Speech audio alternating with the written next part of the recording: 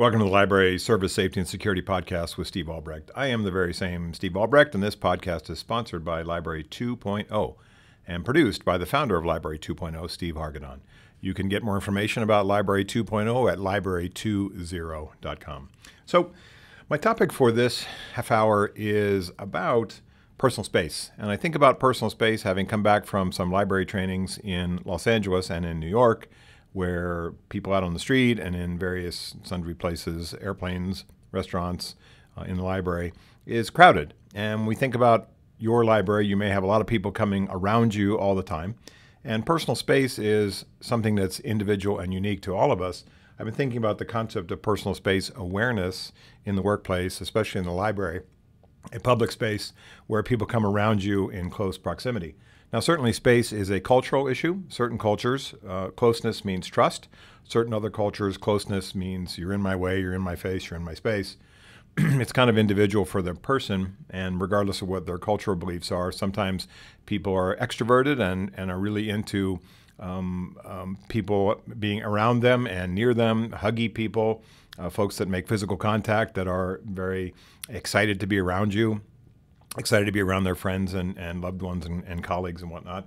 And then there are people that have a different perspective about space, which is get out of my space, get out of my face, you're too close to me.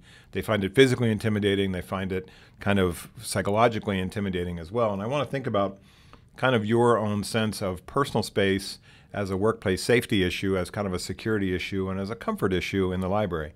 How close we let people get to us, whether it's colleagues, or bosses, but more accurately, patrons, strangers, and perhaps patrons that you don't know, have never seen before, versus patrons that you do know and maybe have a little bit of familiarity with you and maybe feel too familiar with you. And certain people sometimes lack what my dad calls social intelligence, which is their inability to read the room and say or do the right thing.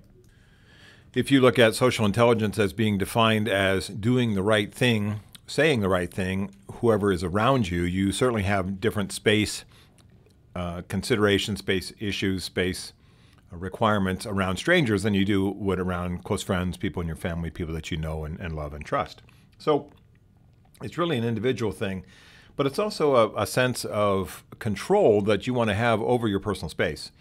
And in my training programs, I often talk about your ability to have the assertiveness necessary, male or female, to say to somebody, I need a little bit more room, and actually put your hand up and back away and demonstrate to them, because they're either doing it intentionally to violate your space or more likely unintentionally. They just don't realize that they're in your personal space zone, what we call proxemics. Proxemics is that bubble around us that we all have, that we let people into that bubble, that our colleagues and coworkers is one level of space intimacy, and our loved ones, people, our spouse, partner, whoever is another. If you have kids or even pets, they're in your personal intimate space all the time. You're hugging on them, you're nuzzling them, you're kissing them, whatever.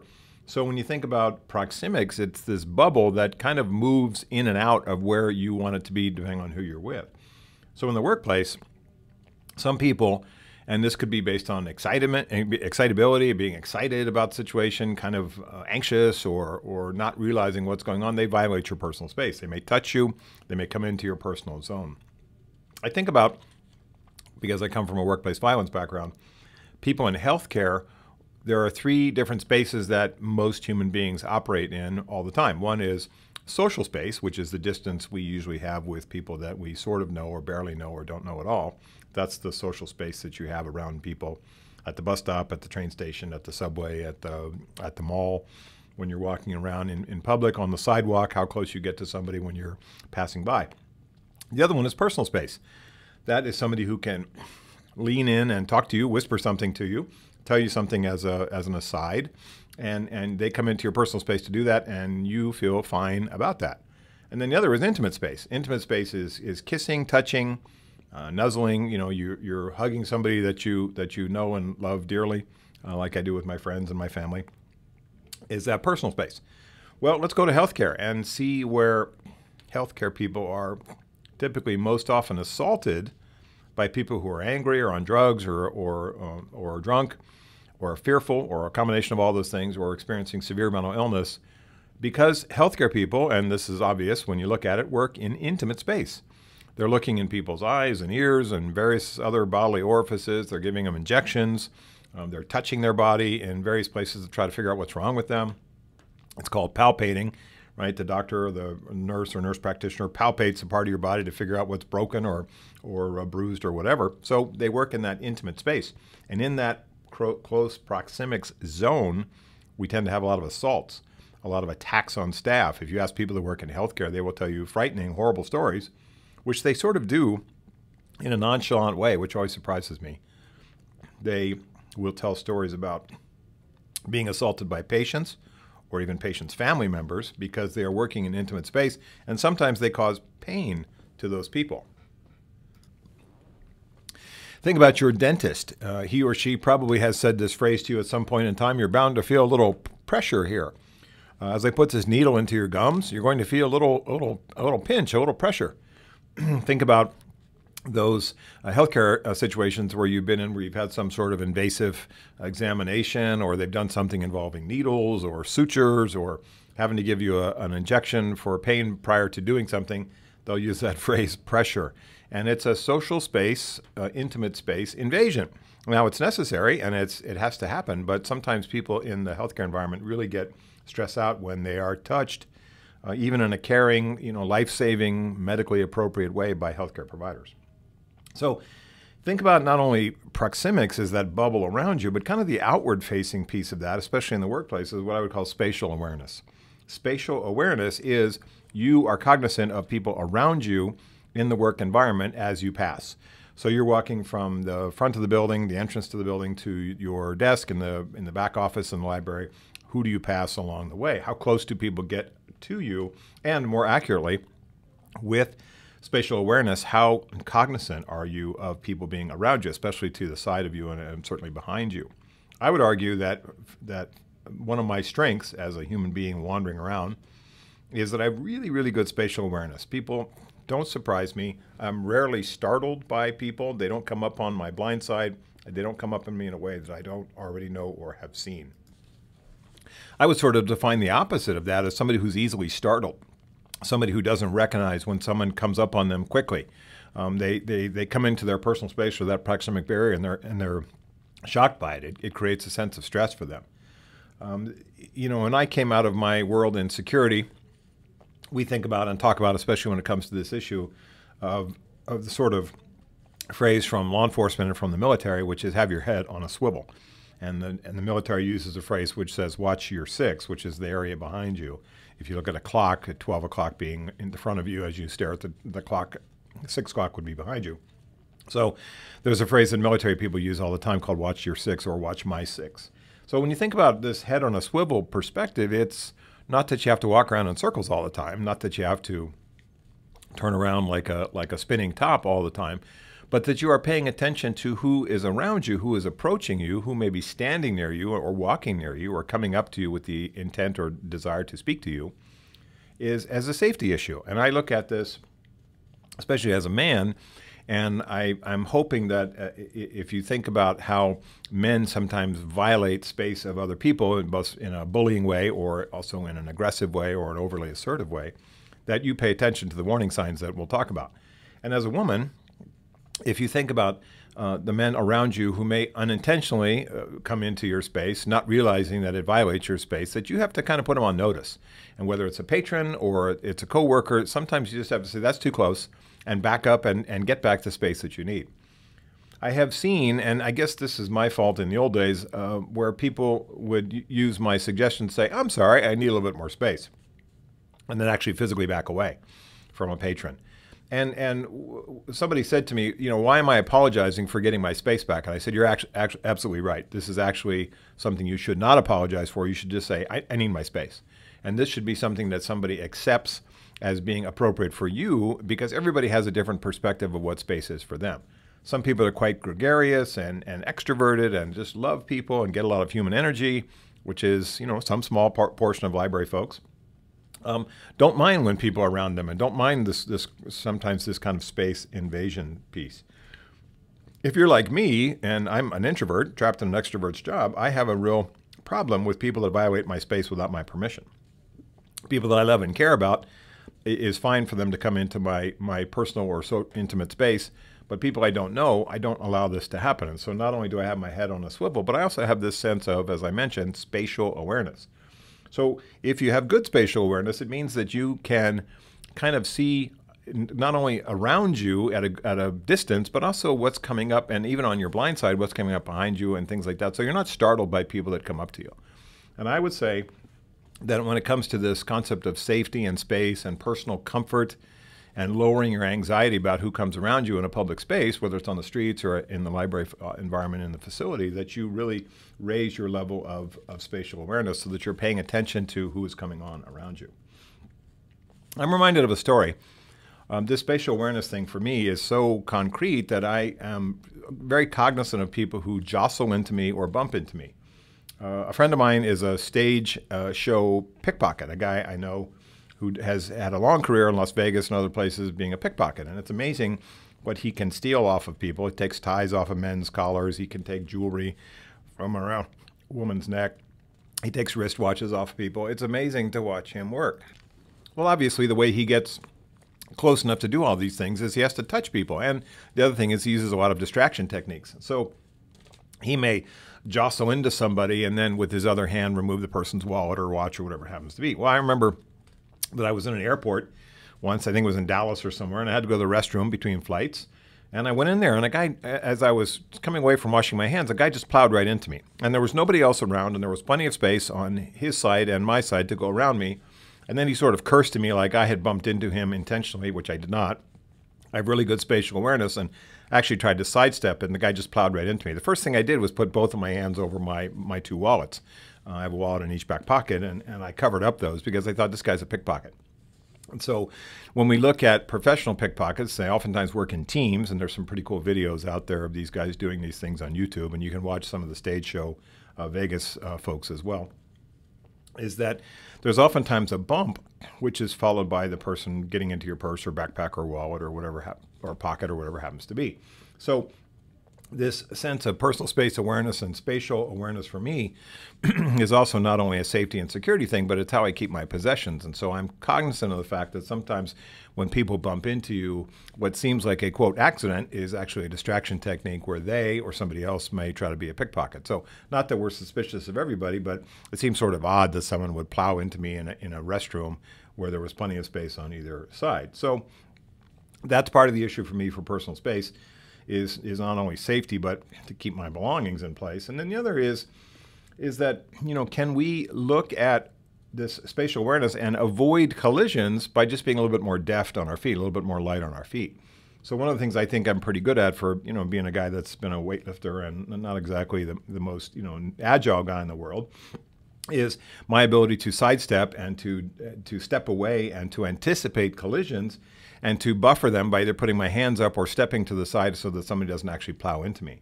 And I think sometimes people, you see this, let's say you're standing behind somebody at an ATM machine, or you're standing behind somebody at a coffee shop, or you're standing behind somebody at the library, and they come away from the counter and they're distracted by their cash or their coffee or their books or whatever it is, and they plow right into you. They bump right into you. And so this type of a lack of spatial awareness is their problem, and sometimes you have to be more kind of light on your feet and a little faster to get out of the way so that they don't bump into you, because these collisions can be painful. A person's carrying heavy, sharp, objects, or they're physically larger than you. So you've got to say, how can I get out of the way of these things before it happens? I've got to pay better attention, because sometimes, and I go back to this larger issue that people are not good listeners, oftentimes people don't have a real good sense of the world around them. You see this at the grocery store. If you are living in a city that most of us have some kind of large store like a Sam's Club or a Costco or something like that, one of these warehouse stores, it could be a Home Depot or a Lowe's or something like that. Oftentimes people push their carts, and grocery store is the perfect example, looking at everywhere but ahead of them. And they'll plow into you, or they'll hit the back of your ankles, they'll hit the back of your calves, they'll hit the side of you with the shopping cart because they're not paying attention. So I know that people don't do this on an intentional basis. Hopefully none of them do. But the idea that we have to be a little more aware and faster on our feet and a little more agile just makes me think about how the fact that most people don't pay attention to the space around them. And let's hope that if they do plow into you, they at least have the courtesy to apologize. But I've been in lots of situations where they've acted like it was my fault because they're embarrassed and they bumped into me and they want to yell at me. So when I think about the best way to avoid these things, it is to have this sense of proxemics and spatial awareness and this head on a swivel so you can figure out what's the best way for me to avoid these collisions with people as they're wandering around, distracted by their phones. And you've seen this a million times, right? People looking at their phones instead of their path. They veer into your way. They do this on the highway, right? They veer into your lane from the highway because they're looking at their phones. How do you use that same sense of sort of collision avoidance on the highway that we do in a public place or in our workplace, like in the library? So as I said, one of the concerns I have about assertiveness, and this could be a male or female issue, but I've oftentimes seen it with women, is this sense of being embarrassed about asking for their space back. I'm sorry, I need a little bit more room. And I'm telling you, don't apologize, just take back the room you need and actually say it. I need a little bit more space, and hold up your hand and indicate the distance that you need. If the person thinks that's rude, then you just say, you know, I have a thing about personal space. It's no reflection on you, when it actually is. It's just something that I need to feel more comfortable. What were you saying? And then move on. The other thing that's kind of related to that is how do we set space boundaries with people? Think about patrons, even coworkers, that are huggers. You may see somebody that you haven't seen for a long time, who you barely know, and they're so excited to see you that they're sort of a colleague or an acquaintance, not really a friend, right? You haven't been to their house or anything like that, and they come over and give you this big hug. Now, things have kind of changed as a result of the pandemic. We're not shaking hands as much. We're not hugging perhaps as much. Kissing people on the cheek is out due to the pandemic, things like that. But when you look at this physical space, there are people that want to touch you because they think it's the appropriate social thing to do. Maybe it's from their culture, maybe it's from their background, maybe it's how they were raised, maybe they think it's a gesture of endearment towards you. But if it bothers you, block it. If it bothers you, don't step in and let them touch you. If it bothers you, just put out your hand and say, oh I'm okay, let's shake hands or something like that. And maybe it's an awkward moment, but it keeps you away from that physical contact that most people don't want to have, which is kind of against their will. So I look at that perspective as the people that are well-meaning and are trying to do something which they think is kind of a friendly gesture, as opposed to those people who are actually trying to be bullying and trying to even sort of knock you over or take over your personal space with their physical space. And that's a different person completely. I think you have to go back to the awareness piece and to read their body language and to look at their kind of previous encounters with you or previous encounters with other staff members.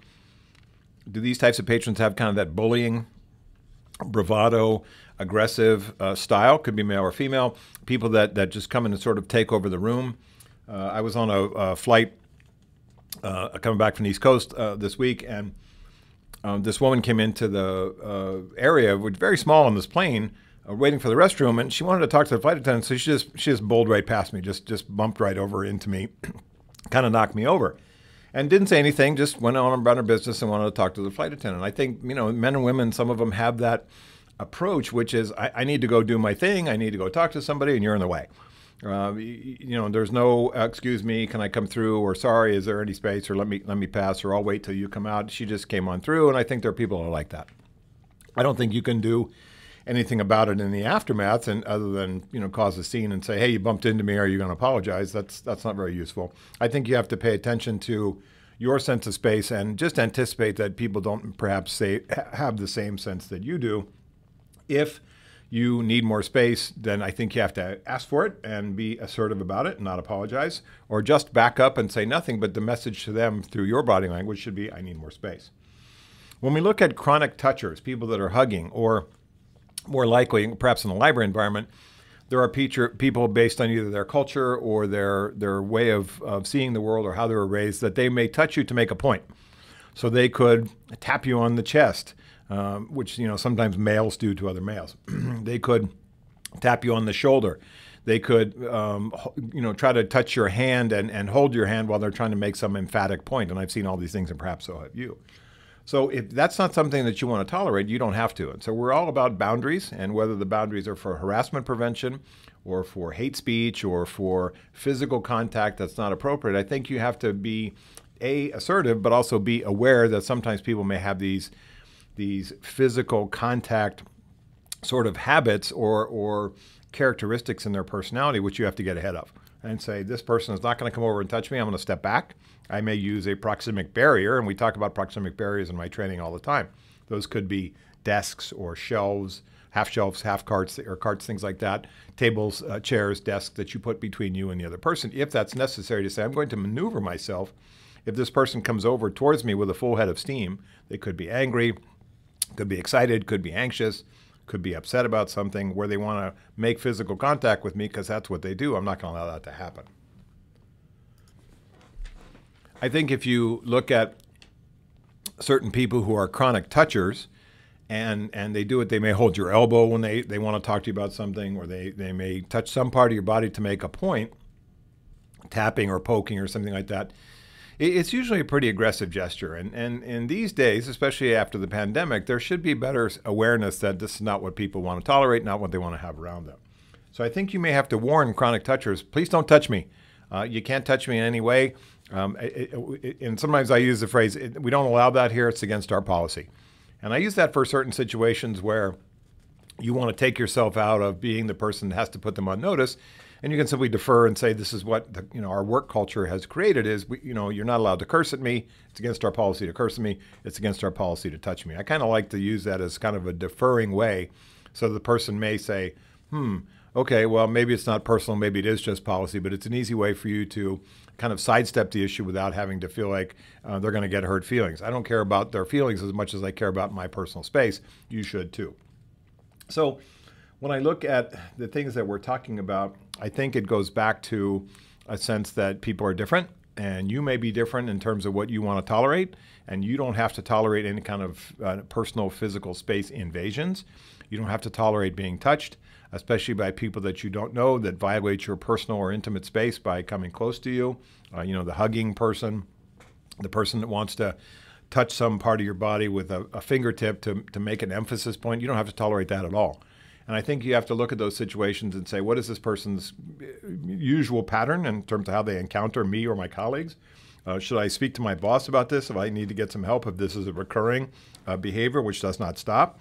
Should I share this information with my colleagues and say, there's a woman that comes in or a guy that comes in and he or she does this thing where they touch or violate my space. Have you had the same experience? And you can share about some things that may be useful for both of you, your colleague and you, to get better understanding of the situation, get better control of the situation, and take back that physical space ownership that you need. So it's been an interesting kind of a perspective for me to think about how I look at library space. And sometimes we have busy libraries. And I was just at a library last week where, as I finished the training program, they were opening the doors at 2 o'clock. We had went all day with the training program from 8 to 2. And the library is going to open up later at 2. And there was just hundreds of people outside, seemed like hundreds to me, wanting to come inside this very large library, multi-story library. And they just came pouring in, and they went past the staff and past each other, and they were all very intent on getting to their laptop or their internet computers, their desktop computers, or some part of the library they want to go to, or the furniture they like, the chairs they like the best. And they just came in kind of a big movement. So I think about this space issue in terms of not getting in the way of that kind of intense movement by a crowd, but also if we break that down to the one-on-one level, are there people that use physical space, either their physical size as kind of a bullying thing or an intimidation thing, or as a way to control the conversation or to control this other person that they want to talk to or somehow intimidate, and we have to pay careful attention to that. Also, in terms of your boundaries, know that most people are not good readers of personal space, and oftentimes will do things unintentionally because they're so distracted by what they're holding in their hands or what they're looking at, paperwork, phones, coffee cups, whatever, and they will just unintentionally run into you. So that head on the swivel, that spatial awareness part for your everyday interaction with people, coming to work, at work and leaving to work, can be good for your peace of mind and to help you feel more in control of the environment that you're in. So that's my conversation today. Thanks to the producer of the Library Service Safety and Security Podcast, Steve Hargadon, For more information about Steve Hargadon and me, visit the Library 2.0 website at library20.com. Until next time, I'm Dr. Steve Albrecht. Thanks for listening to the podcast.